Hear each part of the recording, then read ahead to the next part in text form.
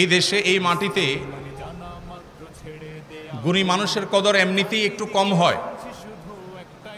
এর মধ্যে সবচাইতে কম কদর, কম মূল্যায়ন হয় যে গুণী মানুষগুলোর, তাদের নাম হলো ওলামায়ে কেরাম। ওলামায়ে কেরামের যে অবদান এই সমাজ, এই দেশ, এই মাটি ও মানুষের প্রতি, সেটাকে এই সমাজে কখনো শ্রদ্ধার সাথে, কৃতজ্ঞতার সাথে খুব বেশি একটা স্মরণ করতে আমরা দেখি না। এটা হলো আমাদের দেশের দুর্ভাগ্যজনক বাস্তবতা। অথচ সারা দেশে বিভিন্ন পরিসংখ্যান, বিভিন্ন রকম তথ্য দিলেও মোটামুটি প্রায় আলী এবং কওমি মিলিয়ে 50,000-এর মতো দ্বীনি শিক্ষা প্রতিষ্ঠান এদেশে আছে। এদেশের মানুষের জ্ঞান অর্জন করবার যে চাহিদা আছে, প্রয়োজন আছে, তা বিপুল সংখ্যক মানুষের সেই চাহিদা পূরণ করে থাকে এই সমস্ত দ্বীনি শিক্ষা প্রতিষ্ঠান। এই সমস্ত মাদ্রাসায় কত ছাত্র পড়াশোনা করে, কত শিক্ষার্থী আছে, এর এক্সাক্ট হিসাব বা পরিসংখ্যান কারো কাছে না থাকলেও বিভিন্ন পরিসংখ্যানকে আমলে নিলে, পর্যালোচনা করলে দেখা যায় প্রায় 4 থেকে 5 মিলিয়ন, 40 থেকে 50 লক্ষ মানুষ কম বেশি এই দ্বীনি মাদ্রাসাসমূহ থেকে দ্বীনের জ্ঞান আহরণ করে থাকে এবং সমাজের প্রতি তারা নানাবিধ দায়িত্ব পালন করে থাকে। ওলামায়ে কেরামের যে সমস্ত অবদান আছে, ওলামায়েদের যে সমস্ত ইতিবাচক কর্মকাণ্ড আছে, এই সমাজ বিনির্মাণে তাদের যে ভূমিকা আছে, এটা ব্রিটিশ বিরোধী আন্দোলন থেকে নিয়ে শুরু করে আজও পর্যন্ত অনবরত, প্রতিনিয়ত ওলামায়ে কেরাম সেটি নিবেদন করে যাচ্ছেন অনেকটা নিঃস্বার্থভাবে, কোনো প্রকার স্বীকৃতি ছাড়া, কোনো প্রকার কৃতজ্ঞতা ছাড়া। সে 1824 থেকে 31-এর তিতুমিরের বাঁশের কেল্লার সংগ্রাম, 1919 থেকে 24-এর খেলাফত আন্দোলন, কিংবা তার আগে পরে যে সাম্রাজ্যবাদী শক্তিকে অপসারণ করবার জন্য ওলামায়ে কেরামের যে ত্যাগ, দিল্লির বিভিন্ন এলাকার গাছে গাছে যে ওলামাদের লাশ ঝুলেছে, ওলামায়ে কেরাম অকাতরে তাদের যে জীবন বিলিয়েছেন এই সাম্রাজ্যবাদীদের থেকে নিজের দেশ, এই অঞ্চলকে মুক্ত করবার জন্য, সেই থেকে শুরু হয়েছে আজও পর্যন্ত দেশের প্রত্যন্ত অঞ্চলে ওলামায়ে কেরাম যেভাবে নির্লসভাবে, নিঃস্বার্থভাবে পরিশ্রম দিয়ে যাচ্ছেন এই সমাজকে নির্মাণ করবার জন্য। দুঃখজনক বাস্তবতা হলেও এই রাষ্ট্র কখনো ওলামায়ে কেরামের সেই অবদানকে স্বীকার করে নাই। সময়ত উপস্থিতি, আমাদের এই সমাজে সবচেয়ে বড় অভাব, সবচেয়ে বড় খরা, সবচেয়ে বড় দুর্ভিক্ষ হলো সৎ এবং সৎ মানুষের। আমাদের অনেক পরে স্বাধীনতা অর্জনকারী পৃথিবীর বহু দেশ আমরা খুঁজে পাই, যেই দেশ আমাদের চাইতে অর্থনৈতিকভাবে, জ্ঞানে বিজ্ঞানে, তথ্য প্রযুক্তিতে, অবকাঠামোতে, গবেষণাতে, অন্য অনেক সেক্টরে তারা আমাদের চাইতে বহুগুণ এগিয়ে গেছে। যারা পৃথিবীর বিভিন্ন দেশ সফর করেন, ভ্রমণ করেন, তারা ভালো বলতে পারবেন যে আমাদের প্রিয় স্বদেশ, এদেশের মানুষের মধ্যে যে পরিমাণ পরিশ্রম করবার মানসিকতা আছে, আমাদের মিডল ইস্টে বা বিভিন্ন দেশে থাকা প্রবাসী ভাইদের যে অক্লান্ত পরিশ্রম, তাদের যে ঐকান্তিক প্রচেষ্টা, সেগুলো দেখলে দিনের আলোমতে পরিষ্কার হয় যে এদেশের মানুষ পরিশ্রম করে সচ্ছলতা এবং সমৃদ্ধি আনার জন্য চেষ্টা করতে চায়। দুর্ভাগ্যজনক বাস্তবতা, দুর্নীতি, অনিয়ম, অপশাসন এগুলো আমাদেরকে পিছিয়ে রেখেছে। কোনোভাবে আমরা এগুলোকে ওভারকাম করে সামনে এগোতে পারছি না। যার যেখানে যতটুকু ক্ষমতা আছে সে সেখানে ততটুকু অন্যায়, সে ততটুকু দুর্নীতি, সে ততটুকু তার অন্যায় শক্তির ব্যবহার সে করে। এই দুরবস্থা থেকে উত্তরণের জন্য উম্মার এই সংকটকালে নীতি এবং আদর্শবান নাগরিক এবং মানুষ গড়ে তোলবার জন্য দেশের মসজিদের মিম্বর থেকে নিয়ে মাহফিলের মঞ্চ পর্যন্ত নিরলসভাবে উলামা একরাম কাজ করে যাচ্ছেন আজ বহু বছর বহু যুগ ধরে।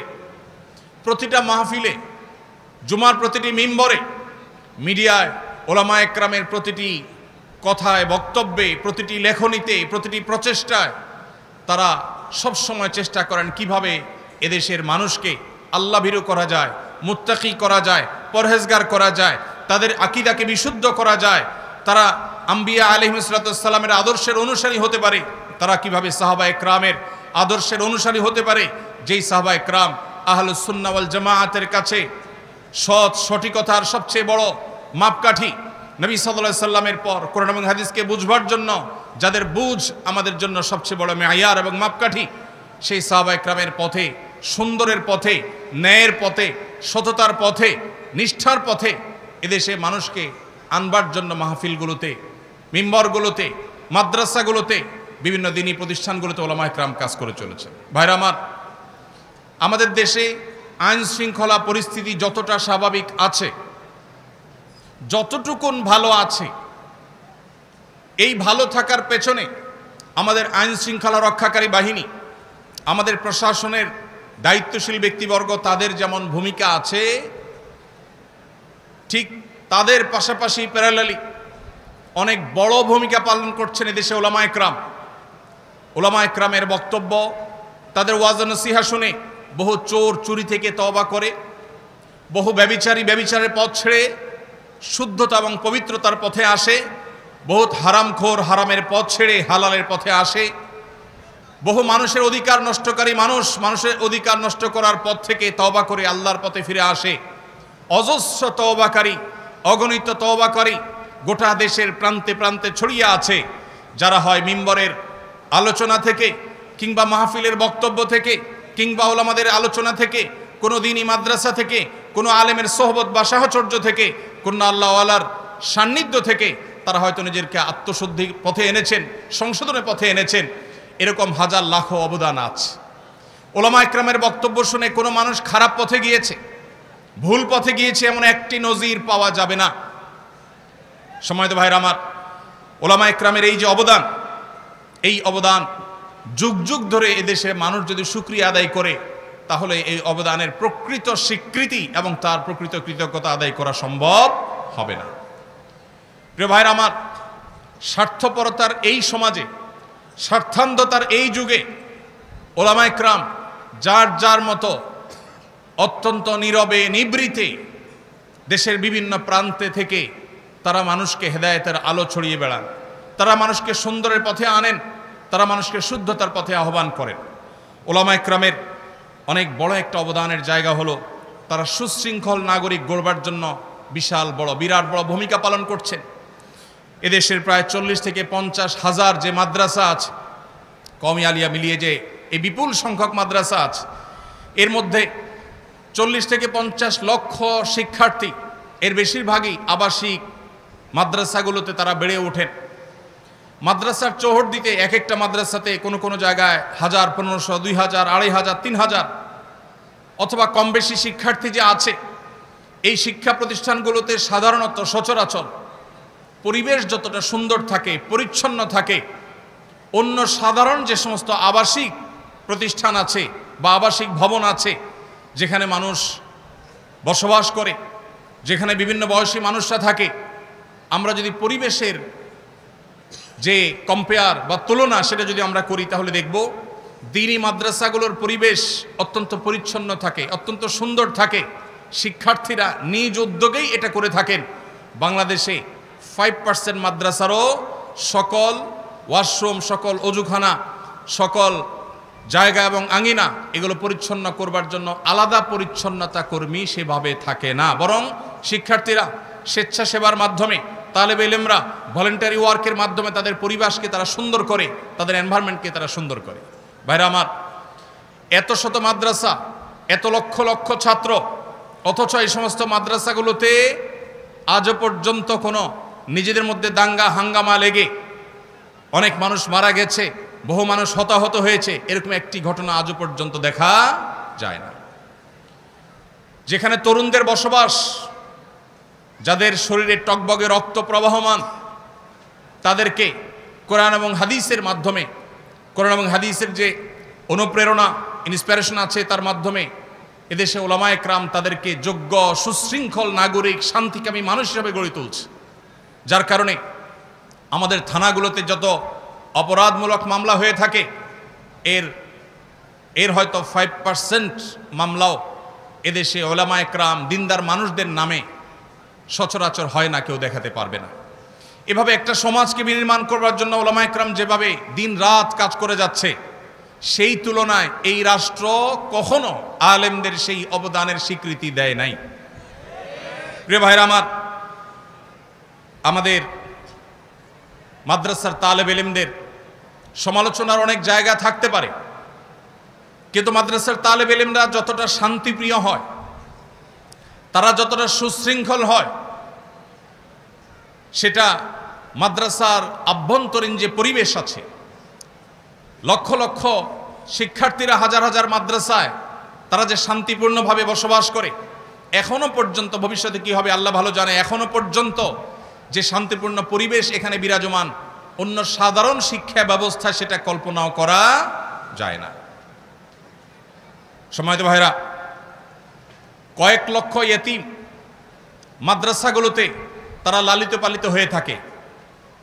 এই যে কয়েক লক্ষ, কোন কোন হিসাব অনুযায়ী 2, কোন কোন হিসাব অনুযায়ী 3 লক্ষ ইয়েতিম সারা দেশে বিভিন্ন মাদ্রাসাগুলোতে তারা আশ্রয় নেয়, তারা সেখানে বেড়ে ওঠে।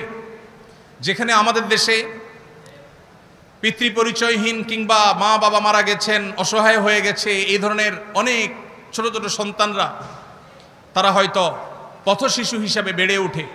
তারা পর্যাপ্ত শিশু হিসাবে তাদের যে অধিকার আছে সে অধিকারটুকু তারা পায় না। শিক্ষা তো দূরের কথা, নিয়মতান্ত্রিকভাবে একটু খাবার, একটু ভালো বাসস্থানের ব্যবস্থা তাদের হয় না। আপনি ঢাকা শহরে, চট্টগ্রাম শহরে, বড় বড় শহরগুলোতে গেলে দেখবেন বিভিন্ন ফুটপাতে, গুরুত্বপূর্ণ পাবলিক প্লেসগুলোতে অসংখ্য অগণিত পথশিশুরা তারা শুয়ে আছে, তাদের দেখভাল করবার কেউ নেই। এই শিশুদের অনেকেই হয়তোবা তারা অনেকেই অনেক খারাপ মানুষের হাত ধরে ধীরে ধীরে অপরাধ জগতে চলে যাচ্ছে। কেউ হয়তো চুরি ছিনতাইকারের দিকে চলে যাচ্ছে, কেউ হয়তো সঠিক দিশার অভাবে নানা ভুল পথে পা বাড়াচ্ছে, কেউ হয়তো মাদকের বিস্তার, মাদকের বিক্রি, বিপণন, মাদকের মার্কেটিং, সরবরাহ, এরকম চেইনের মধ্যে তারা নিজেদের অজান্তে হয়তো ঢুকে পড়ছে। তাদেরকে অসাধু চক্র নানাভাবে ব্যবহার করছে। বস্তিতে বেড়ে ওঠা অনেক ছোট ছোট কোমলমতি শিশুরা তারা এভাবে ধ্বংস হচ্ছে। এদেশের মাদ্রাসাগুলো, বিশেষ করে কওমি মাদ্রাসাগুলো, ইয়েতিমদের লালন পালন করবার যে দায়িত্ব নিয়েছে, এই দায়িত্ব যদি ওলামায়ে কেরাম না নিতেন, এই ইয়েতিমদের যদি দায়িত্বভার গ্রহণ করার এই বিষয়টি ওলামায়ে কেরাম দেখভাল না করতেন, তাহলে হয়তো এদের অনেকেই অন্য সব পথশিশুদের মতো তারা ভুল পথে চলে যেত। দেশের আইনশৃঙ্খলা রক্ষা, আইনশৃঙ্খলা পরিস্থিতি অবনতি হতো, নানাবিধ অসুবিধা তৈরি হতো।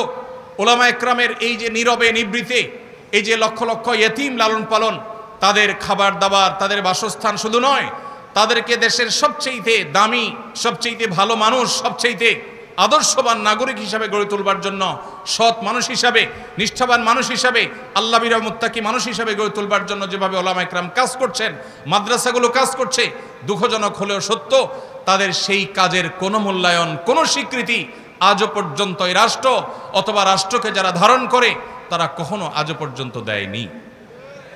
সম্মানিত ভাইরা, ওলামায়ে কেরাম সামাজিক কুসংস্কারের বিরুদ্ধে যে সংগ্রাম চালাচ্ছেন, ধর্মের নামে অধর্ম কিংবা মানুষকে ভুল ভ্রান্ত আকীদা বিশ্বাস থেকে ফিরিয়ে এনে ইসলামের শুদ্ধ সঠিক চিন্তাধারার উপরে, সহি এবং বিশুদ্ধ আকীদার উপরে উঠাবার জন্য ওলামায়ে কেরাম যে পরিশ্রম করছেন, এর জন্য সাধারণ মানুষ কোনো চাঁদা তাদের দেয় না। তারা আল্লাহর খাতিরে, নবীদের যে চেতনা ছিল ইন আজরিয়া ইল্লা আলাল্লাহ, সেই চেতনায় উজ্জীবিত হয়ে তারা নিরলসভাবে এদেশের মানুষকে কুসংস্কার থেকে মুক্ত করবার জন্য কাজ করে যাচ্ছেন। বহু কুসংস্কার আছে, সামাজিক কুসংস্কার, যেই কুসংস্কারগুলো এই সমাজ থেকে ঝেঁটিয়ে বিদায় করেছেন মূলত ওলামায়ে কেরাম। আমাদের এই দেশে এক সময় যৌতুকের যে করাল গ্রাস, যৌতুকের যে ভয়াবহ থাবা, যৌতুকের যে কুসংস্কার, এটা আমাদের পার্শ্ববর্তী দেশ কিংবা আমাদের অন্য ধর্মাবলম্বী যারা অনেকের মধ্যে হয়তো এ জাতীয় কুসংস্কার আছে, সেটি তাদের সংস্রবে থাকার ফলে কিংবা আরও নানা কারণে আমাদের সমাজে যেভাবে ঝেঁকে বসেছিল, আজ আমাদের দেশে শহর তো বটেই, গ্রাম থেকে গ্রামাঞ্চলে পর্যন্ত যৌতুক আস্তে আস্তে দূর হয়ে যাচ্ছে আলহামদুলিল্লাহ। এই যে যৌতুককে জাদুঘরে পাঠানোর যে ভূমিকা, সবচেয়ে বড় ভূমিকা পালন করেছে ওলামায়ে কেরাম। সমাজে আরো বহু অপরাধ আছে, যে অপরাধগুলো দূর করবার জন্য বা কমিয়ে আনবার জন্য আমাদের দেশের বিভিন্ন বিভাগ, বিভিন্ন সেক্টর, বিভিন্ন বাহিনী, বিভিন্ন জায়গা থেকে বিভিন্ন দায়িত্বশীল ব্যক্তিবর্গ, দায়িত্বশীল প্রতিষ্ঠানগুলো কাজ করছে। কিন্তু যৌতুক যে আমাদের সমাজ থেকে বিদায় হতে চলেছে, যৌতুক যে একটা ঘৃণার বিষয়ে পরিণত হয়েছে, যৌতুক দেওয়া নেওয়াকে সামাজিকভাবে যে অত্যন্ত খারাপ জিনিস মনে করা হয়, এই মনে করার পেছনে, এই ন্যারেটিভ বয়ান দাঁড় করাবার পেছনে একচ্ছত্র এবং একক অবদান শুধুই ওলামায়ে কেরামের। এরকম অগণিত এরকম বহু কুসংস্কার এই সমাজ থেকে ঝেঁটে বিদায় করেছেন ওলামায়ে কেরাম। কিন্তু ওলামায়ে কেরামের সে সমস্ত অবদানের তেমন কোনো স্বীকৃতি আপনি কখনো শুনতে পাবেন না। প্রিয় ভাইরা আমার, দ্বীনি শিক্ষা প্রতিষ্ঠানগুলো, মসজিদ মাদ্রাসাগুলোর মাধ্যমে মধ্যপ্রাচ্য এবং পৃথিবীর বিভিন্ন প্রান্ত থেকে বিভিন্ন মানুষজনকে ওলামায়ে কেরাম বিভিন্ন সময় দাওয়াত দিয়ে আনেন। অনেক ব্যবসায়ী, অনেক দানবীর, অনেক আল্লাহ ভীরু, তারা আল্লাহর খাতিরে এদেশে আসেন। অজস্র অগণিত তারা টিউবওয়েল, তারা মসজিদ মাদ্রাসা, তারা অবকাঠামো, কালভার্ট, অনেক ক্ষেত্রে তারা অবদান রেখেছেন। কি পরিমাণ টাকা শুধুমাত্র বাহির থেকে এই দেশে এনেছেন ওলামায়ে কেরাম, সেটার হিসেব, প্রকৃত হিসেব কেউ আজও পর্যন্ত করেছে বলে আমার জানা নেই। কোনো পরিসংখ্যান, কোনো গবেষণা আজও পর্যন্ত ওলামায়ে কেরামের সে অবদানকে তুলে আনতে পারেনি। যদি আনা হয়, আমার বিশ্বাস চোখ কপালে ওঠার মতো একটি বিষয় হবে এটি, যে পরিমাণ বিদেশি মুদ্রা বা যে পরিমাণ বিদেশি দান ওলামায়ে কেরাম এদেশে এনেছেন, এদেশের কাজে বিভিন্ন এনজিওগুলো, ইসলাম বিরোধী অপশক্তিগুলো, পশ্চিমাদের বিভিন্ন এজেন্টরা, তারাও বিদেশ থেকে ফান্ড আনে। কিন্তু সেই ফান্ড, সে সমস্ত তহবিল এদেশে মানুষের চিন্তা, চেতনা, বিশ্বাস, ঈমান, শিক্ষা, সংস্কৃতি, কৃষ্টি, কালচার, এগুলোর বিরুদ্ধে পশ্চিমা সংস্কৃতিকে আরোপ করবার জন্য, চাপিয়ে দেওয়ার জন্য, প্রতিষ্ঠিত করবার জন্য সে সমস্ত তহবিল তারা এনে থাকে, ব্যবহার করে থাকে। কিন্তু ওলামায়ে কেরাম যে সমস্ত তহবিল আনেন, সেগুলো এনে তারা এদেশে ইয়েতিমদের লালন পালন করেন, মসজিদ মাদ্রাসা গড়ে তোলেন, সেখান থেকে সৎ যোগ্য নাগরিক গড়ে তোলার চেষ্টা করেন। আমাদের এই দেশকে যদি সমৃদ্ধ করতে হয়, এ দেশকে যদি সচ্ছল করতে হয়, এ দেশকে যদি বিশ্বের দরবারে মাথা উঁচু করে দাঁড় করাতে হয়, তাহলে শুধুমাত্র যোগ্যতা যথেষ্ট নয়। একদিকে তাদের যোগ্যতা যেমন লাগবে, অপরদিকে নাগরিকদেরকে সৎ মানুষ হিসেবে গড়ে তুলতে হবে। যতদিন অসততা, দুর্নীতি, অপশাসন এবং অনিয়ম এগুলোকে আমরা জাদুঘরে পাঠাতে না পারবো, যতদিন মানুষগুলোকে প্রকৃত মানুষ হিসেবে আমরা পরিণত করতে না পারবো, মুসলমানদেরকে সত্যিকারে মুসলমান বানাতে না পারবো, যতদিন আল্লাহ ভীরু মানুষ হিসেবে গড়ে তুলতে না পারবো, ওলামায়ে কেরামের ওয়াজ ও নসিহতের মাধ্যমে, তাদের সমাজ সংস্কারের মাধ্যমে, তাদের তাজদীদি কর্মকাণ্ডের মাধ্যমে, তাদের নানামুখী কর্মসূচির মাধ্যমে তারা যতদিন পর্যন্ত মানুষকে সৎ হিসাবে গড়ে তুলতে না পারবেন, ততদিন পর্যন্ত এই দেশ কখনো সমৃদ্ধ হবে না। প্রিয় ভাইরা আমার, এই জন্য ওলামায়ে কেরামের এই সমস্ত অবদানকে স্বীকার করতে হবে। আমরা সেগুলোকে শ্রদ্ধা ভরে স্বীকৃতি দিতে হবে, কৃতজ্ঞতা জানাতে হবে। তাদের অবদান, তাদের যে সমস্ত কর্মকাণ্ড, পজিটিভ এবং ইতিবাচক যে সমস্ত ভূমিকা এই সমাজের জন্য, এই মাটির জন্য, এই দেশের জন্য, সেটা বলে শেষ করা যাবে না। প্রিয় ভাইরা আমার, আমরা দেখেছি বিভিন্ন সময় দেশের ক্রান্তিকালে সবার আগে ওলামায়ে কেরামের নেতৃত্বে সাধারণ মানুষ ঝাঁপিয়ে পড়েন।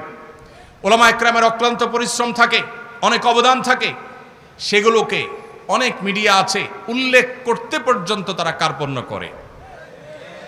এক শ্রেণী মানুষ আছে যারা ওলামায়ে কেরামের কোনো পজিটিভ কর্মকাণ্ড খুঁজে পায় না। অথচ বাস্তবতা হলো, ওলামায়ে কেরাম যেখানে বাহির থেকে দানবীরদেরকে দেশে এনে দেশকে সমৃদ্ধ করার চেষ্টা করে, এর বিপরীতে ওলামাদের সমালোচনাকারী যারা আছে, তারা অনেকে দেশের সম্পদ দেশের বাহিরে পাচার করে বেগম পাড়ায় তারা বাড়িঘর গড়ে তোলে। প্রিয় ভাইরা আমার, ওলামায়ে কেরামকে দেশের জন্য অবদান রাখবার সবক দেওয়া মানুষগুলো অনেকেই আছেন যারা দেশপ্রেমের জিগির মুখে তোলেন, অথচ দেশকে লুট করে দেশের বাইরে সম্পদ পাচার করে সেখানে নিজের আখের গুছিয়ে শুধুমাত্র এখানে দেশপ্রেমের অভিনয় তারা করে থাকেন। সময় এসেছে উলামায়ে কেরামের সে অবদানকে স্বীকার করবার। সেই ব্রিটিশ বিরোধী আন্দোলন থেকে নিয়ে শুরু করে এই 24শে জুলাই আন্দোলন পর্যন্ত প্রত্যেকটা ক্ষেত্রে মাদ্রাসার ছাত্রদের উলামায়ে কেরামের যে ত্যাগ বরাবরের মতো সেটি অবমূল্যায়িত হয়েছে। কোন সেক্টরে কোন ক্ষেত্রে যথাযোগ্য মূল্যায়ন তো পরের কথা, ন্যূনতম মূল্যায়ন, ন্যূনতম কখনো সেই অবদানের স্বীকৃতি এই সমাজ কখনো দেয়নি। সময় এসেছে সেটির পরিবর্তন করবার, সময় এসেছে সেই অবস্থাকে পরিবর্তন করবার। আমরা আরশের মালিকের কাছে দোয়া করি, আল্লাহ রাব্বুল আলামিন এদেশের উলামায়ে কেরামের যে অবদান আছে সেগুলোকে স্বীকৃতি দেওয়ার তৌফিক আমাদেরকে দান করুন। উলামায়ে কেরামের যে অবদান আছে সেগুলোকে স্বীকার করবার, কৃতজ্ঞতা আদায় করবার তৌফিক আল্লাহ তাআলা আমাদেরকে দান করুন। মাল্লাম ইয়াশকুরিন নাস লাম ইয়াশকুরিল্লাহ। উলামাদের অবদানের স্বীকৃতি যদি আপনি না দেন, কৃতজ্ঞতা যদি আপনি আদায় না করেন, তাহলে সেক্ষেত্রে আপনি কখনো প্রকৃত অর্থে আল্লাহর শুকরগুজার বান্দা হতে পারবেন না। মোহতারাম হাজরিন, উলামায়ে কেরাম তাদের মাধ্যমে রাষ্ট্র চাইলে এই রাষ্ট্রের চেহারা বদলে দিতে পারে। এ রাষ্ট্রের চেহারা বদলে দিতে পারে। 3.5 থেকে 4 লক্ষ মসজিদ দেশে আছে। 3.5 থেকে 4 লক্ষ মসজিদ দেশে আছে। এই মসজিদগুলোতে জুমার দিন দুপুর 12:30 থেকে 1:30 পর্যন্ত যে পরিমাণ মানুষ উপস্থিত থাকে, আমরা যদি 4 লক্ষ মসজিদ ধরি এবং এক একটা মসজিদে যদি গড়ে 300 মানুষ উপস্থিত থাকে, এটা আমরা ধরি জুমার নামাজে ঠিক খুতবার চলাকালীন সময়ে, তাহলে দেখা যায় সারা দেশে কয়েক কোটি মানুষ মসজিদে ইমাম সাহেবদের কথা, খতিব সাহেবদের বক্তব্য শুনবার জন্য হাজির হয়েছে। স্বপ্রণোদিতভাবে সমস্ত মিডিয়া একযোগে পিক টাইমে যে পরিমাণ দর্শক পায়, সেই দর্শকের সংখ্যার চাইতে বহুগুণ বেশি হবে এই সংখ্যা, যেটা উলামায়ে কেরামের কথা শুনবার জন্য মানুষ সপ্তাহের সবচাইতে সেরা টাইমটা, সবচাইতে ফ্রেশ টাইমটা জুমার দিনে ভালো করে একটা ঘুম দিয়ে ফ্রেশ মোডে সবচেয়ে ভালোভাবে একটা গোসল দিয়ে উত্তম পোশাক পরিধান করে সুগন্ধি মাখিয়ে সবচাইতে ফ্রেশ মোডে উলামায়ে কেরামের সামনে এসে বসে থাকে মানুষ কথা শুনবার জন্য। ভাইরা আমার, এই মসজিদগুলো এগুলোকে যদি রাষ্ট্র ওন করত, এগুলোকে রাষ্ট্র যদি নিজের বলে গ্রহণ করত এবং পৃষ্ঠপোষকতা দিত, সঠিক ব্যবহার করবার চেষ্টা করত, তাহলে এই জাতিকে সঠিক মেসেজ দেওয়ার জন্য, যথাযথ বার্তা পৌঁছাবার জন্য, সংশোধন করবার জন্য, বহুবিধ সামাজিক কার্যক্রম পরিচালনা করবার জন্য এই মসজিদগুলো সবচাইতে বড় ভূমিকা রাখতে পারত। অথচ দুর্ভাগ্য, ইমাম সাহেব, খতিব সাহেবরা, মুয়াজ্জিন সাহেবরা, মসজিদগুলো সবচাইতে অবহেলিত এই দেশে। প্রিয় ভাইরা আমার, এই দেশে যে সমস্ত প্রাকৃতিক দুর্যোগ হয়ে থাকে, আমরা আমাদের আসুন্নাহ ফাউন্ডেশনের বিভিন্ন কার্যক্রম পরিচালনা করবার মধ্য দিয়ে আমাদের যে অভিজ্ঞতাটুকু হয়েছে তার আলোকে আমরা বলতে পারি, সবচাইতে বেশি দুর্যোগে মোকাবেলায় মসজিদগুলো আমাদের সবচাইতে বেশি সহায়ক ভূমিকায় আসে। কারণ মসজিদগুলোতে ইমাম খতিব সাহেবরা এলাকা মানুষকে অনুপ্রাণিত করে অন্যের কষ্ট দূর করবার জন্য তাদেরকে বের করে দেয়, মানুষকে উৎসাহিত করে, মানুষকে তার সর্বস্ব ত্যাগ করবার জন্য শিক্ষা দিয়ে থাকে। এটা মসজিদগুলো থেকে হয়। অতএব যদি সারা দেশের মসজিদের ইমাম সাহেবদেরকে যদি রাষ্ট্র ওন করত, তাহলে দেখা যেত অনেক দুর্যোগ আছে, অনেক ঝড়, জলোচ্ছ্বাস, বন্যা, বিভিন্ন রকমের দুর্যোগ আছে, যেই দুর্যোগগুলো মোকাবেলা করতে মসজিদগুলো নেতৃত্ব দিতে পারত, সমাজের চেহারা বদলাতে পারত। আমরা পরিবেশ দূষণের শিকার, আমাদের কর্মকাণ্ডের কারণে, নানা ভুল পদক্ষেপের কারণে আজ আমরা পরিবেশ দূষণের শিকার। আপনারা দেখেছেন বিভিন্ন সময় পরিবেশ সেক্টরে যে পরিমাণ বাজেট আছে সেখানে হরিলুট সবচেয়ে বেশি হচ্ছে। অথচ শুধুমাত্র মসজিদের ইমাম খতিবদেরকে যদি রাষ্ট্র যদি তাদেরকে পরিবেশ সুরক্ষা করবার জন্য যথাযথভাবে তাদেরকে যদি ব্যবহার করত, তাহলে দেখা যেত পরিবেশ সুরক্ষার ক্ষেত্রে উলামায়ে কেরাম সবচেয়ে বেশি অবদান রাখতে পেরেছেন। ভাইরা আমার, এইভাবে মসজিদ মাদ্রাসাগুলোকে, উলামায়ে কেরামকে যদি রাষ্ট্র অন করত, তাহলে সেক্ষেত্রে দিন শেষে রাষ্ট্র বেনিফিটেড হতো, উপকৃত হতো, কিন্তু সেটা হয়নি। সময় এসেছে সেটিকে পরিবর্তন করবার, সেটি আমাদের করতে হবে ইনশাআল্লাহ। আল্লাহ আমাদের সবাইকে সেই তৌফিক দান করুন। উলামায়ে কেরামের মাধ্যমে আমাদের ভঙ্গুর যে পরিবার ব্যবস্থা আছে সেটাকে আবারও শক্ত ভিতের উপরে দাঁড় করানো সম্ভব। ঘরে ঘরে যে পরিমাণ বিচ্ছেদ, তালাক, দাম্পত্য কলহ, অশান্তি বিরাজ করছে বিভিন্ন জায়গায়, দেশে, শহরে, গ্রামে, বিভিন্ন জায়গাতে। ওলামা একরাম সবসময় চেষ্টা করেন দাম্পত্য সম্পর্কগুলোকে কিভাবে ভালো করা যায়, কিভাবে ঠুনকো সম্পর্ককে শক্ত করা যায়, কিভাবে পরিবার ব্যবস্থাকে শক্ত করা যায়। এটা ওলামা একরামের অনেক বড় একটা কাজের জায়গা। এই জায়গাতে ওলামা একরাম চাইলে কাউন্সিলিংয়ের ক্ষেত্রে ভূমিকা রাখতে পারেন। বিভিন্ন উন্নত দেশে মহল্লা মহল্লা কাউন্সিলর আছে। আজ যে পরিমাণ দিন থেকে দূরে সরার ফলে, কোরআন এবং হাদিস থেকে দূরে সরে যাওয়ার কারণে আমাদের মধ্যে ডিপ্রেশন, ফ্রাস্ট্রেশন, যে পরিমাণ আমাদের মধ্যে হতাশা, বিষণ্ণতা এগুলো বাড়ছে, যে পরিমাণ আত্মহত্যা করার প্রবণতা বাড়ছে বিশেষ করে তরুণদের মধ্যেও, ওলামা একরামকে যদি কাউন্সিলিংয়ের জন্য যোগ্য করে তোলা হতো, তাদেরকে যদি এর জন্য দায়িত্ব দেওয়া হতো, তাদের মাধ্যমে যদি সমাজকে এভাবে উপকৃত হওয়ার সুযোগ করে দেওয়া হতো, আমার বিশ্বাস তাহলে সেক্ষেত্রে দিন শেষে এদেশে মানুষ উপকৃত হতো। ভাইরা আমার, ওলামা একরাম তারা নিজে থেকে অনেক উদ্যোগ নিতে পারেন। এখানে যে সমস্ত তালেবুল ইলম ভাইরা আছেন, আমার আপনাদের উদ্দেশ্যে বলতে চাই, এই সমাজের সাধারণ মানুষ অত্যন্ত ধর্মভীরু, অত্যন্ত দিনপ্রেমিক। এদেশে মানুষের পালস অনেকে বুঝতে ভুল করেছেন, যারাই ভুল করেছেন তারাই তার মাসুল দিয়েছেন। এদেশের প্রত্যেকটা মানুষ ধর্মপ্রাণ। অতএব এদেশের মানুষের মধ্যে যে পরিমাণ হেদায়েতের জন্য চাওয়া আছে, তাদের যে প্রত্যাশা আছে, আকাঙ্ক্ষা আছে, পিপাসা আছে, সেটি মিটাবার জন্য সেরকম উপযুক্ত দায়ী, সেরকম উপযুক্ত আলেমের আজ বড় অভাব। আপনাদেরকে সে অভাব পূরণ করতে হবে। তার জন্য আপনাদের নিজেদেরকে উপযুক্ত করতে হবে, যোগ্য হিসাবে গড়ে তুলতে হবে, সেরকম মুখলেস, সেরকম নিষ্ঠাবান, সেরকম দরদি দায়ী হিসাবে গড়ে তুলতে হবে নিজেদেরকে। এবং একই সাথে নিজেদেরকে দক্ষ দায়ী হিসাবে গড়ে তুলতে হবে। সময়কে রিড করা জানতে হবে। ইসলাম এবং মুসলমানদের বিরুদ্ধে কোন কোন ষড়যন্ত্র কোন কোন সেক্টর থেকে হচ্ছে, কিভাবে হচ্ছে, তা পুঙ্খানুপুঙ্খরূপে আমাদেরকে জানতে হবে। আমরা সেই নবীর উম্মত, যেই নবী সাল্লাল্লাহু আলাইহি সাল্লাম সম্পর্কে সিরাত ইবনে হিশাম আব্দুল্লাহ ইবনে আব্বাস রাদিয়াল্লাহু তাআলা আনহুমা থেকে একটি হাদিস বর্ণনা করেছে যে নবীজি সাল্লাল্লাহু আলাইহি সাল্লাম যখন কোনো কওমের মুখোমুখি হতে যেতেন, তার আগে তাদের সম্পর্কে পরিপূর্ণ তথ্য তিনি নিয়ে নিতেন।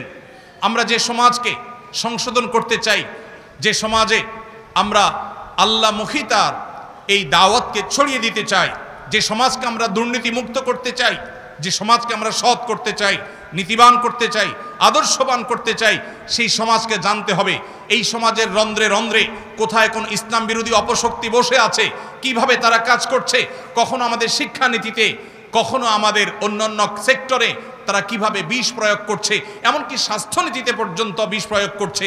আমাদের তরুণদেরকে, আমাদের কিশোরদেরকে, আমাদের শিশুদেরকে, আমাদের মা বোনদেরকে, আমাদের মহিলাদেরকে, বিভিন্ন সেক্টরের মানুষদেরকে কিভাবে তারা টার্গেট করছে, কিভাবে লক্ষ্যবস্তুতে পরিণত করছে, কিভাবে এদেশে বিবাহ বহির্ভূত হারাম সম্পর্ককে নরমালাইজ করার জন্য কাজ করেছে এবং অনেকখানি তারা সফল হয়ে গেছে, কিভাবে সমকামিতাকে তারা নরমালাইজ করবার জন্য এখন কাজ করছে, নানান শব্দের মার পেছে, নানান স্লোগানের মার পেছে, নানা পরিভাষার মার পেছে, তারা কিভাবে সেটাকে সমাজের রন্ধ্রে রন্ধ্রে প্রবেশ করিয়ে দিচ্ছে।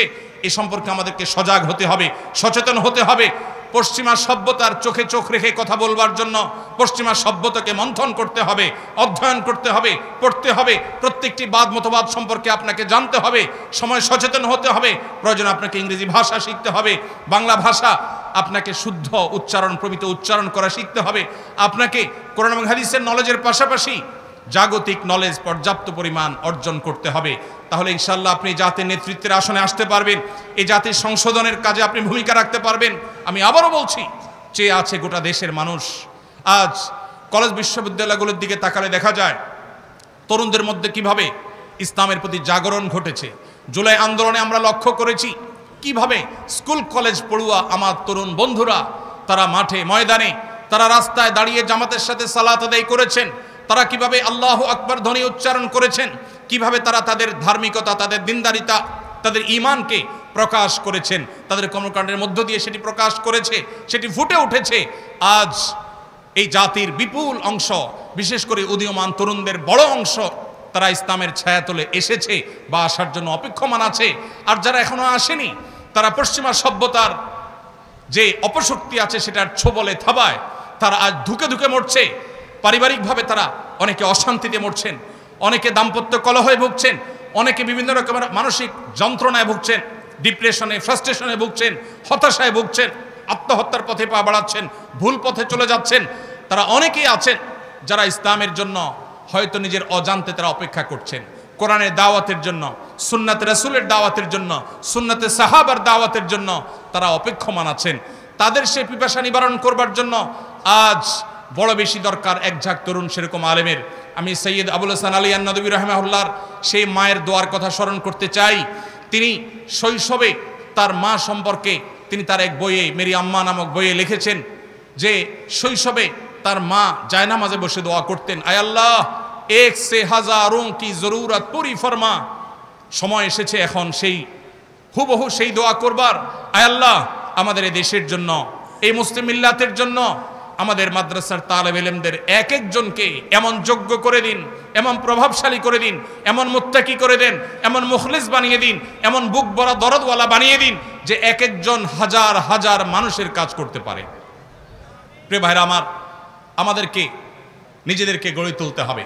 এই সমাজকে পরিবর্তন করবার জন্য আমাদেরকে নিজেদেরকে যোগ্য করে তুলতে হবে, আমাদের সে ভূমিকা রাখতে হবে। এর জন্য দরকার হলো বুক ভরা ব্যথা। বুক ভরা ব্যথা নবী করিম সাল্লাল্লাহু আলাইহি ওয়াসাল্লাম তিনি তার এক হাদিসে তিনি বলেছেন, আপনারা জানেন নাকি, যে তোমরা যখন জাহান্নামে পতিত হওয়ার জন্য পতঙ্গের মতো, পতঙ্গ যেরকম আগুন কিংবা বিদ্যুতের লাইটের উপর ঝাঁপিয়ে পড়ে পড়ে নিজেকে শেষ করে দেয়, তোমরা নিজেদেরকে পাপের দিকে, জাহান্নামের দিকে সেভাবে যখন ধাবিত করো, ওয়ানা আখিযুম বিহুজাজিকুম মিনান নার, আমি তোমাদেরকে জাহান্নাম থেকে বাঁচাবার জন্য তোমাদের কোমর ধরে টানার মতো চেষ্টা করি। আজ সেই নবী আলাইহিস সালামের মতো নবীওয়ালার সেই দরদ, সেই ব্যথা, সেই বেদনা বুকে ধারণ করে আজ আমরা মানুষকে দাওয়াত দিতে হবে কোরআন এবং হাদিসের পথে, কোরআন এবং সুন্নাহর পথে, বিশুদ্ধ আকীদার পথে। নবী আলাইহিস সালাম, আম্বিয়া আলাইহিস সালামের যে নিষ্পাপত্ব, সাহাবায়ে কেরামের যে সততা নিষ্ঠা, তাদের যে সত্যবাদিতা এবং সঠিকতার মাপকাঠি হওয়ার দাওয়াত, কোরআন এবং সুন্নাহর সার্বিক দাওয়াত আমরা যে মানুষের দ্বারে দ্বারে পৌঁছাতে হবে। আমরা যে দেশের মানুষের যে আইডেন্টিটি পরিবর্তন করে দেওয়া হয়েছে, আজ মুসলমানের সন্তান নিজেকে পরিচয় দেয় তার পেশা দিয়া, মুসলমানের সন্তান আজ ক্যারিয়ারিস্টিক হয়ে গেছে অনেক ক্ষেত্রে। তার যে আসল আইডেন্টিটি, তার রবের সাথে যে সম্পর্ক, তার পালনকর্তার সাথে যে পরিচয়, দিন শেষে তার সবচেয়ে বড় পরিচয় যে সে আব্দ, সে গোলাম, সে দাস, মহামনিবের, মহামালিকের, সেই জিনিসটি আজ এদেশে মানুষ ভুলে গেছে। পশ্চিমা সভ্যতা, পশ্চিমা সংস্কৃতির থাবায় সেটা ভুলিয়ে দেওয়া হয়েছে, কখনো শিক্ষার নামে, কখনো উন্নয়নের নামে, কখনো নানা নামে। আমাদের ভাই বোনদেরকে যখন ইসলাম থেকে অনেকটা দূরে সরিয়ে দেওয়া হচ্ছে, তারা নামে মাত্র মুসলমান হচ্ছে, কেউ হয়তো জুমা পড়ছেন, কেউ হয়তো 2-4 ওয়াক্ত পড়ছেন, কেউ হয়তো নামাজ পড়ছেন, অন্য ক্ষেত্রে তার ইসলাম পালনের কোনো খবর নেই, কোনো আগ্রহ নেই, কোনো তার ভিতরে ন্যূনতম প্রচেষ্টা নেই, সেই চেতনা নেই, সেই ধারণা পর্যন্ত নেই। সে মানুষগুলোকে পরিপূর্ণ ইসলামের পথে আনার কাজ আমাদেরকে করতে হবে এবং তার জন্য নিজেকে উপযোগী করতে হবে এবং নিজের মধ্যে সেই দরদ, সেই যোগ্যতা, সেই বহুমুখী প্রতিভা, সময়কে জানার মতো যোগ্যতা, সমসাময়িক জ্ঞান যতটুকু না জানলে নয় সেটা আমাদেরকে অর্জন করতে হবে। লিডারশিপ কোয়ালিটি আমাদের মধ্যে আনতে হবে।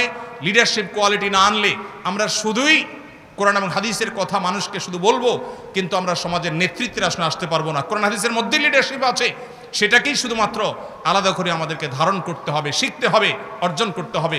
আর সে আজিমের মালিকের কাছে দোয়া করি, আল্লাহ রাব্বুল আলামিন আমাদের তালেব ইলমদেরকে, আমাদের উলামায়ে কেরামকে এই সমাজকে পরিবর্তনকারী হিসাবে পরিবর্তন করবার জন্য যত যোগ্যতা প্রয়োজন, যত নিষ্ঠা প্রয়োজন, যত ইখলাসের প্রয়োজন, যত দরদের প্রয়োজন, আল্লাহ রাব্বুল আলামিন আমাদের সবাইকে সেই দরদ, সেই ইখলাস, সেই নিষ্ঠা, সেই যোগ্যতা দান করুন। এই মাটিকে আল্লাহ তাআলা দ্বীনের জন্য, ঈমানের জন্য, কোরআনের জন্য, সুন্নাহর জন্য আল্লাহ তাআলা কবুল এবং মঞ্জুর করুন। বাবুনগর মাদ্রাসা এটা বাংলাদেশের অন্য সাধারণ 10টি মাদ্রাসার মতো একটি মাদ্রাসা নয়। এটা বিশাল বড় এক বিপ্লবের সূতিকাগার। এখান থেকে বহু বিপ্লবের সূচনা, এখান থেকে জাতির ঈমান আমলের প্রহরা যেভাবে হয়ে থাকে সেটা খুবই বিরল একটি ব্যাপার। আল্লাহ রাব্বুল আলামিনের কাছে দোয়া করি, আল্লাহ রাব্বুল আলামিন আমাদেরকে সেই চেতনা, সেই ঈমানি দায়িত্ব আমাদেরকে আমরণ পালন করবার তৌফিক দান করুন। দ্বীনি প্রতিষ্ঠানগুলো, উলামায়ে কেরামের যে অবদান, সেটাকে এই সমাজ, এই জাতিকে আল্লাহ তাআলা পরিপূর্ণভাবে স্বীকৃতি দেওয়ার, কৃতজ্ঞতা আদায় করার, উলামায়ে কেরাম তাদের সবটুকুন দেওয়ার সুযোগ যেন লাভ করেন, সেই তৌফিক আমাদের সবাইকে আল্লাহ তাআলা দান করুন। আল্লাহ রাব্বুল আলামিন গোটা দুনিয়ার মাজলুম যে মানবতা আছে, মুসলিম মা বোনরা আমাদের, ভাই বোনেরা আমাদের যে যে প্রান্তে আজ মাজলুম আছে, আরশে আজিমের মালিকের কাছে ফরিয়াদ করি আল্লাহ রাব্বুল আলামিন তাদের সবাইকে আল্লাহ রাব্বুল আলামিন তার গায়বী নুসরত দান করুন, যেভাবে আসহাবে বদরকে আল্লাহ তাআলা করেছেন। আল্লাহ রাব্বুল আলামিনের কাছে কায়মনা বাক্যে দোয়া করি, আল্লাহ তাআলা এই মাহফিলকে, এই জলসাকে কবুল এবং মঞ্জুর করুন, আমাদেরকে কোরআন এবং সুন্নাহর অনুসারী হওয়ার তৌফিক দান করুন, আল্লাহ রাসূল সাল্লাল্লাহু আলাইহি ওয়াসাল্লাম সাহাবা ইকরামের অনুসারী হওয়ার তৌফিক দান করুন। আমাদের সবাইকে ইত্তেবায়ে সুন্নাহ, সুন্নাতে রাসূল এবং সুন্নাতে সাহাবার পরিপূর্ণ ইত্তেবা এবং অনুকরণ করার তৌফিক দান করুন। আমি আবারও শুকরিয়া জানাচ্ছি আমাদের সম্মানিত মুরব্বিয়ানে আযামের প্রতি, যারা আমাকে কিছু কথা বলবার সুযোগ করে দিয়েছেন, যাদের বদান্যতার কারণে, তাদের হোসনে জনার কারণে আমি হয়তো কিছু কথা বলবার সুযোগ পেয়েছি। ইন আসাবতু ফামিনাল্লাহ, যদি আমি সঠিক কিছু বলে থাকি সেটি আল্লাহর তরফ থেকে, ওয়াইন আখতাতু ফামিন্নী ওয়া মিনাশ শাইতান, যদি ভুল কিছু করে থাকি, বলে থাকি, সেটি শয়তান বা আমার তরফ থেকে।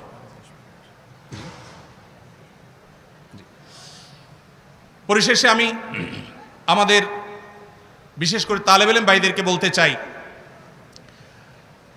আস-সুন্নাহ ফাউন্ডেশন সারা বাংলাদেশে যেভাবে কাজ করেছে, এই এলাকাতে ফটিকছড়ি থানাতে,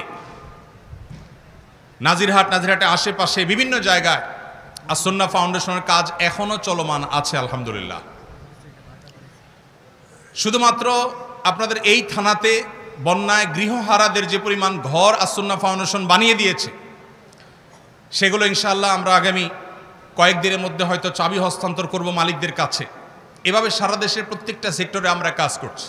আমার তালেব ইলম ভাইদেরকে আমি বলতে চাই, এই দেশে আমাদের মা বোনরা কেউ যদি জুলুমের শিকার হন, তাদেরকে মুক্ত করবার দায়িত্ব কি আমাদের না বামদের?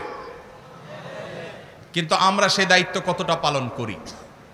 এদেশের শিশুরা যদি নিগৃহীত হয়, শিশুদের অধিকার যদি নষ্ট হয়, তাহলে সেক্ষেত্রে সেই অধিকার আদায় করবার দায়িত্ব কি আমাদের নাকি বামদের? কিন্তু আমাদের শিশু অধিকার প্রতিষ্ঠার সংগঠন কয়টা আছে?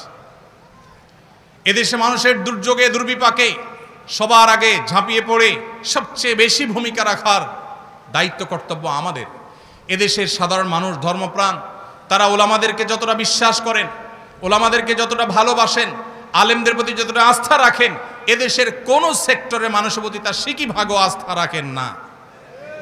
এটা বিভিন্ন সময় আমরা দেখেছি, যখন আমাদের বার্মা থেকে মাজলুম মা বোনরা এদেশে আশ্রয় নিয়েছে। দেশের প্রতিটি অঞ্চল থেকে ওলামা একরাম, মসজিদের ইমাম খতিবদের নেতৃত্বে মানুষ ঝাঁপিয়ে পড়েছে সেই আগত মেহমানদের মেহমানদারি করবার জন্য, সে আগত মেহমানদের কষ্ট লাঘব করবার জন্য। দুর্ভাগ্যজনক বাস্তবতা হলো, ওলামা একরাম যখন কঠিন সময়ে সবার আগে হাল ধরেছেন, এরপর একটা সময় ওলামাদের অনেককে সেখান থেকে বিতাড়ন করা হয়েছে। সেগুলো বিভিন্ন এনজিওরা দখল করেছে, তাদের মতো সেখানে নানা কর্মকাণ্ড তারা পরিচালনা করছে। ধর্মান্তকরণ থেকে নিয়ে এমন কোনো কর্মকাণ্ড খুব কম আছে যে কর্মকাণ্ড সেখানে পরিচালনা অনেকে করছে না। সমকামিতার বিস্তার পর্যন্ত সেখানে আজ ঘটানো হচ্ছে, অথচ ওলামা একরাম নির্লসভাবে সে কাজটা শুরু করেছেন। ঠিক একইভাবে আমাদের এই সমাজে শ্রমিক ভাইয়েরা যদি কখনো বিপদে পড়েন, তারা যদি কখনো কষ্টে পড়েন, আমাদের মিম্বরগুলোতে কথা বলতে হবে, তাদের পাশে আমাদেরকে দাঁড়াতে হবে, যে কোনো মাজলুমদের পাশে আমাদের দাঁড়াতে হবে। আমরা তো সেই রাসূলের উম্মত, যে রাসূল সাল্লাল্লাহু আলাইহি সাল্লাম বলেছেন, উনসুর আখাকা যালিমান আও মাজলুমা, তোমার ভাইয়ের সাহায্য তুমি করো, তিনি জালেম হোক আর মাজলুম হোক। সাহাবীরা প্রশ্ন করলেন, হে আল্লাহর রাসূল, কেউ যখন জালিম হয়, কেউ যখন মাজলুম হয়, তাকে সাহায্য করার অর্থ তো বোঝা যায় তাকে জুলুম থেকে রক্ষা করবার জন্য ভূমিকা রাখার মাধ্যমে তার সাহায্য করা হয়। কিন্তু কেউ যখন জালিম হয়, এই জালেম এবং অত্যাচারীকে আবার কিভাবে সাহায্য করা হবে? নবী আলাইহিস সালাম বলেছেন, অত্যাচারী বা জালেমকে সাহায্য করার মানে হলো অত্যাচারী ব্যক্তির অত্যাচারকে থামানো, তার অত্যাচার থেকে তাকে নিবারণ করা, নিবৃত করার চেষ্টা করা, এটাই হলো তার প্রতি সাহায্য করা। তার প্রতি সবচেয়ে বড় সহানুভূতি হলো তার জুলুমকে বন্ধ করা, কারণ আয-যুলমু যুলুমাতুন ইয়াওমাল কিয়ামা। প্রিয় ভাইরা আমার, সমাজে কোথাও অন্যায় হবে, অবিচার হবে, ওলামা একরামকে, ইমাম সাহেবদেরকে সেরকম বলয় গড়ে তুলতে হবে, সেরকম সমাজ গড়ে তুলতে হবে যেই সমাজ প্রতিরোধ করে। আইন হাতে তুলে নেওয়ার কথা বলছি না, কিন্তু অন্যায় বন্ধে ভূমিকা রাখা, জুলুম প্রতিরোধে ভূমিকা রাখা, এটার জন্য ওলামাদেরকে নেতৃত্ব দিতে হবে। কখনো শ্রমিকদের প্রতি জুলুম হলে ওলামাদেরকে সবার আগে এগিয়ে আসতে হবে। শিশুদের প্রতি জুলুম হলে, শিশুদের অধিকার যদি খর্ব করা হয়, সবার আগে আলেমদেরকে এগিয়ে আসতে হবে। শিশুদের অধিকার পশ্চিমা ন্যারেটিভের আলোকে আমরা প্রতিষ্ঠা করতে পারা ডিপ্রেশনে ভুগছে, ফ্রাস্ট্রেশনে ভুগছে, শিশুদের মধ্যে আত্মহত্যার প্রবণতা ভয়ঙ্কর লেভেলে বেড়েছে। এর অন্যতম বড় একটা কারণ হলো আল্লাহর দেওয়া সিস্টেমের বাইরে গিয়ে উন্নতির নামে সেখানে আজ নারী পুরুষদের মধ্যে আল্লাহর সৃষ্টিগত যে ভেদাভেদ আল্লাহ রেখেছেন সেই ভেদাভেদটুকু দূর করে দেওয়ার চেষ্টা করা হচ্ছে।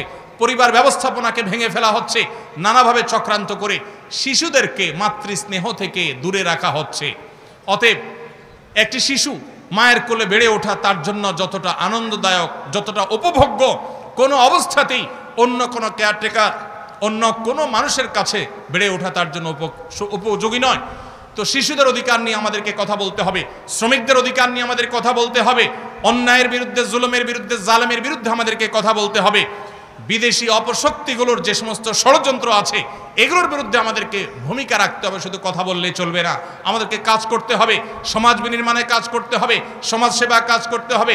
একজন আদর্শ মসজিদের ইমাম যদি চান তার মসজিদের এলাকা, তার মসজিদের চৌহদ্দির মধ্যে তিনি অগণিত সেবামূলক কাজ করতে পারেন, সামাজিক কাজ করতে পারেন, সমাজের চেহারা বদলে দিতে পারেন। মসজিদের ধনীদের লিস্ট যেরকম আছে, তালিকা যেরকম আছে, গরিবদের তালিকা রাখতে পারেন, গরিবদের অভাব মোচনের জন্য গরিবদের সাথে, ধনীদের সাথে গরিবদেরকে ভাগ বন্টন করে দিতে পারেন, যাতে করে গরিবরা ধনীদের থেকে উপকৃত হতে পারে। আশেপাশের যে সমস্ত পরিবেশ বিপর্যয়ের শিকার হচ্ছে সেই পরিবেশগুলোকে উন্নত করতে পারেন। পরিবেশকে ভালো করবার জন্য ওলামায়ে কেরাম তরুণদেরকে নেতৃত্ব দিয়ে অনেক কিছু করতে পারেন। আমরা বহু আলেমদেরকে দেখেছি দেশে, আলহামদুলিল্লাহ, অনেক ওলামায়ে কেরাম তারা বিভিন্ন ক্ষেত্রে বিভিন্ন জায়গায় মসজিদে শুধুমাত্র মিম্বর থেকে নেতৃত্ব দিয়ে যুবক এবং তরুণদেরকে নিয়ে এলাকার চেহারা তারা পরিবর্তন করেছেন। আমরা আজ সে কাজ করবার সময় এসেছে, সে কাজ আমাদেরকে করতে হবে। আমরা দোয়া করি আল্লাহ রাব্বুল আলামিন আমাদেরকে সেরকম বহুমুখী যোগ্যতা অর্জন করবার তৌফিক দান করুন। আপনারা যারা তরুণরা আছেন, বিশেষ করে তালেবুল ইলমরা আছেন, যারা অনেকে হয়তো একটি সুপ্ত প্রশ্ন আপনাদের মনে আছে, কিভাবে আমরা আস-সুন্নাহ ফাউন্ডেশনের মতো দাতব্য প্রতিষ্ঠান গড়ে তুলতে পারি। আমি আপনাদেরকে বলতে চাই, এ ধরনের প্রতিষ্ঠান করবার জন্য আমরা মনে করি সবচেয়ে বেশি প্রয়োজন টাকার, অথচ এটা হলো আমাদের সবচেয়ে বড় ভুল। আমাদের সবচেয়ে বেশি প্রয়োজন হলো ঐকান্তিক প্রচেষ্টার এবং সিরিয়াসনেসের। আমরা যদি সেটা যথাযথভাবে করতে পারি, ইখলাস এবং নিষ্ঠার সাথে, যেই কাজ করতে টাকা লাগবে না সেই সেবার কাজটা আপনি শুরু করে দেন। এলাকায় একটা রাস্তা ভাঙা আছে, কয়েকজন যুবককে নিয়ে আপনি সেই রাস্তাটা মেরামত করার কাজে লেগে যান। এলাকার কোথাও ময়লা পড়ে আছে, সেই ময়লা যথাস্থানে নিয়ে ফেলে মাটিতে পুঁতে কিংবা আগুনে পুড়িয়ে এলাকাটাকে আপনি পরিবেশকে দূষণমুক্ত করেন। এটার জন্য আপনার টাকার প্রয়োজন হবে না। বহু মানুষ হয়তো কষ্টে আছে, একটু শারীরিক পরিশ্রম দিয়ে তার কষ্ট আপনি দূর করতে পারেন, এটার জন্য টাকার প্রয়োজন হবে না। অনেক তরুণরা আছে আস-সুন্নাহ ফাউন্ডেশনের বিভিন্ন প্রজেক্ট থেকে তাদেরকে সুবিধা পাওয়ার জন্য অনলাইনে ফর্ম পূরণ করে দেন, ফাউন্ডেশনের সাথে কানেক্টেড করে দেন, এর মাধ্যমে আপনি সেবামূলক কাজ করতে পারেন। এরকম আরও বহু প্রতিষ্ঠান আছে, সেগুলোর মাধ্যমে আপনি করতে পারেন। অতএব আমি আমার তরুণ বন্ধুদেরকে, বিশেষ করে তালেবে ইলমদেরকে বলতে চাই, সমাজ সেবামূলক কাজ অথবা যে কোনো কাজ করবার জন্য টাকা এটা কখনো ফ্যাক্টর নয়। আজ আস-সুন্নাহ ফাউন্ডেশন হয়তো অনেক ব্যাপকভাবে কাজ করছে, একটা সময় আমরা তেমন কোনো টাকা পয়সা ছাড়া মাসে মাত্র ৮,০০০ টাকা খরচ করে আমরা আমাদের কর্মকাণ্ড পরিচালনা করেছি। তারও আগে কোনো টাকা পয়সা ছাড়াই আমরা দীর্ঘদিন পর্যন্ত কাজ করেছি। অতএব দরকার ঐকান্তিক প্রচেষ্টা, দরকার আলেম হিসাবে নবী রাসূলদের মতো সমাজকে সার্বিক নেতৃত্ব দেওয়ার যোগ্যতা, দরকার সে দরদ, দরকার সে বহুমুখিতা, প্রতিভা এবং ইখলাস। আল্লাহ রাব্বুল আলামিন আমাদেরকে এই সমাজের মানুষের দ্বীনি চাহিদা, দ্বীনি আকাঙ্ক্ষা, দ্বীনি পিপাসা মেটাবার জন্য উপযুক্ততা, সেরকম যোগ্যতা, সেরকম কোয়ালিটি এবং ক্যাপাবিলিটি আল্লাহ রাব্বুল আলামিন আমাদের সবাইকে অর্জন করার তৌফিক দান করুন।